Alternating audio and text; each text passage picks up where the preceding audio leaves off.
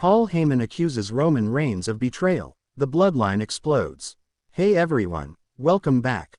Today we've got some truly surprising and heartwarming news from the WWE Universe. In one of the most emotionally charged promos of his career, Paul Heyman, the Wiseman, the advocate, the master manipulator, has just publicly accused Roman Reigns of betrayal. Yes, the same man who stood beside Roman Reigns through his historic 1300-day title reign, the same man who orchestrated the rise of the modern-day bloodline, is now pointing the finger at his former tribal chief. In today's explosive video, we break down the shocking accusations made by Paul Heyman. What did Roman Reigns allegedly do to betray him? Why is Heyman speaking out now, after months of silence? And what does this mean for the future of the bloodline, Solo Sikoa's new era, and Roman Reigns' WWE legacy? You don't want to miss this deep dive into power, manipulation, and the fall of a dynasty. Let's get into it. The falling out. Paul Heyman breaks his silence. The WWE Universe is still in disbelief following Paul Heyman's jaw-dropping promo on the July 1st edition of WWE Raw. After nearly 4 months of silence following Roman Reigns' WrestleMania 40 loss, Heyman stepped into the ring, not as a Wiseman, not as an advocate, but as a man deeply wounded. Clutching the microphone with trembling hands, Heyman looked out into the crowd and said, "He didn't just lose the title, he lost himself. And in the process, he lost me." He continued, "Roman Reigns, you betrayed everything we built. You didn't just abandon the bloodline, you abandoned your family, your legacy, and me." The crowd went silent, not with confusion, but with shock. The breakup of one of the most iconic alliances in modern WWE history had finally become official. This wasn't just a falling out. This was a declaration of war. A brief history of Reigns and Heyman. To fully understand the weight of Heyman's words, let's rewind. Roman Reigns and Paul Heyman officially aligned in 2020, at the height of the pandemic era. Roman, freshly returned from hiatus, shocked the WWE Universe by showing up on SmackDown flanked by Heyman, the same man who previously managed his longtime rival, Brock Lesnar. It was an alliance that nobody saw coming, but one that changed the course of WWE history. Under Heyman's guidance, Reigns took on the tribal chief persona, crushing opponents, dominating pay-per-views, and ultimately holding the Universal Championship for a record-breaking 16 days. Heyman became more than just a manager. He was the architect, the strategist, the mouthpiece, a modern-day consigliere. In backstage segments and dramatic promos, Heyman would often say, "This is not just business, this is family." But that family has now fallen apart. Heyman's accusation. The betrayal. According to Heyman's shocking on-air promo, the real betrayal didn't happen in the ring, it happened in the shadows. Heyman claimed that after losing at WrestleMania 40, Roman Reigns cut off all communication with him. No texts, no calls, no plan, just silence. Like I never mattered. Heyman also revealed that Roman refused to meet with the bloodline after the loss, leaving Solo Sikoa and Jimmy Uso to fend for themselves. That abandonment, Heyman argued, is what fractured the group from within. But it doesn't stop there. In the most damning moment of the promo, Heyman said, "He used me. He used my mind, my voice, my connections. And when the empire started to crumble, he threw me aside like I was part of the wreckage." That line drew gasps from the crowd. Because for the first time, Heyman was no longer playing a character.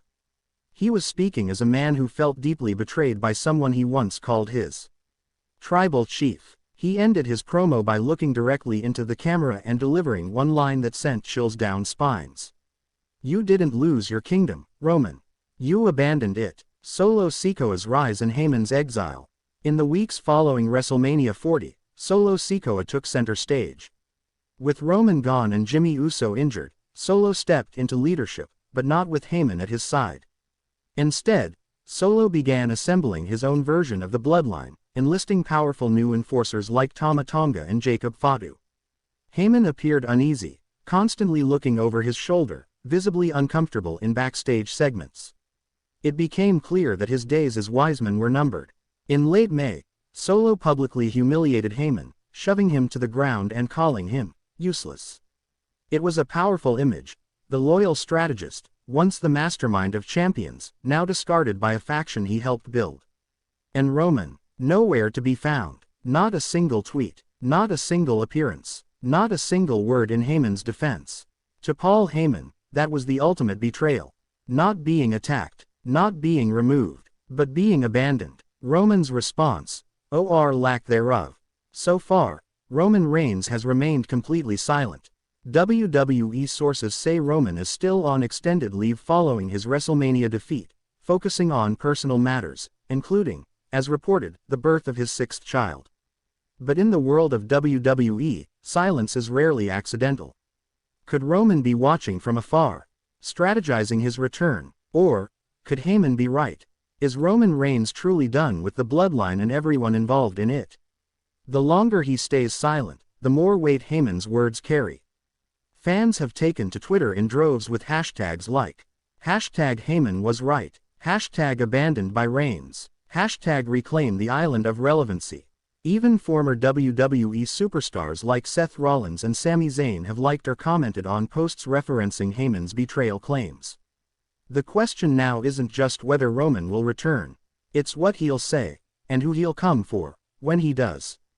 Implications for the bloodline. This public fallout between Heyman and Roman has huge implications for WWE's biggest faction.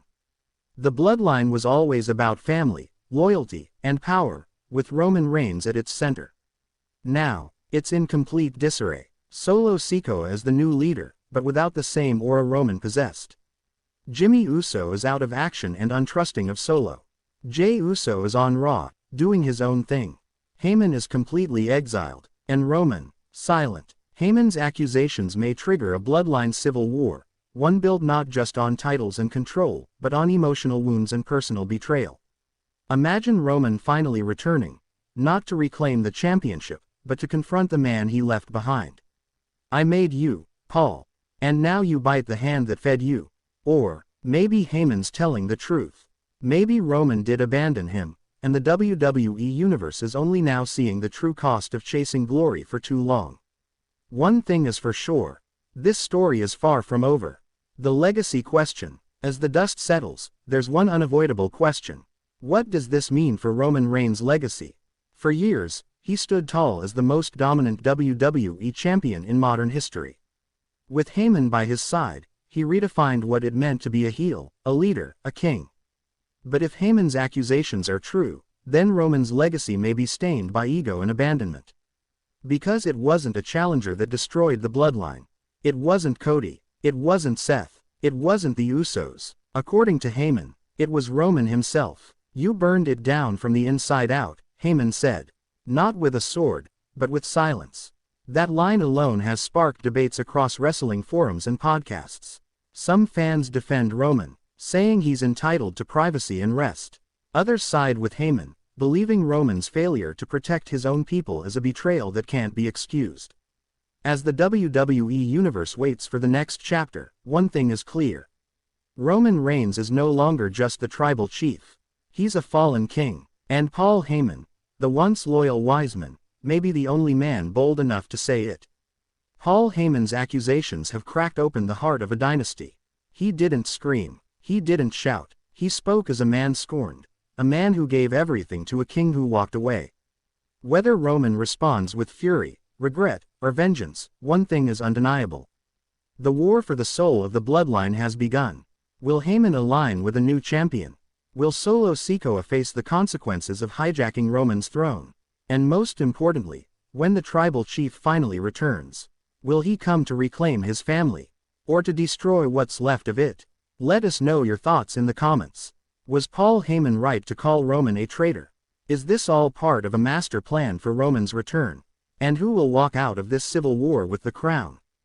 Don't forget to like, subscribe, and turn on notifications for more deep dives into the biggest stories in WWE. Until next time, acknowledge the truth, because the island of relevancy may never be the same again.